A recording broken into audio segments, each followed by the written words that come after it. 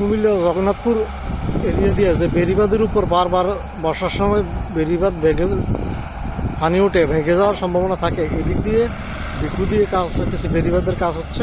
তো কুমিল্লা জগন্নাথপুর 6 নং জগন্নাথপুর এরিয়া দিয়ে দেখেন দুটি বেকু দিয়ে ইতিমধ্যেই কাজ বেড়িবাঁধের কাজ ধরে ফেলছে, কাজ চলতেছে। এবার বর্ষারও বেশি সময় নেই, অন্তত 3 মাস আছে, 3 মাস থেকে 2 মাস আছে, 2-2.5 মাসের মধ্যেই কমপ্লিট করতে হবে। কিন্তু হরদুমচের কাজ চলতেছে, এই সময়ও মনে হয় না যে শেষ করতে পারবে তারা।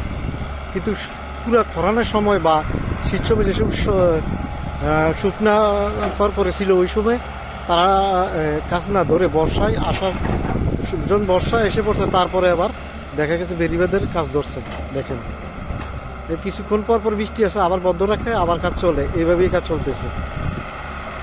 শুকনোর সময় কোনো কাজই করছে না, কিন্তু বর্ষার সময় তারা এসে দেখেন বেড়িবাঁধের কাজ করছে। দেখেন বর্তমানে গাঙের মধ্যে একটু পানি বেরিয়ে গেছে, অনেক পানি বেরিয়ে গেছে, মোটামুটি সমান সমান হয়ে গেছে। প্রায় আর 2-1 বৃষ্টি হইলে এই জায়গাটাও ডুবে যাইব। এখন তারা কাজ করতেছে।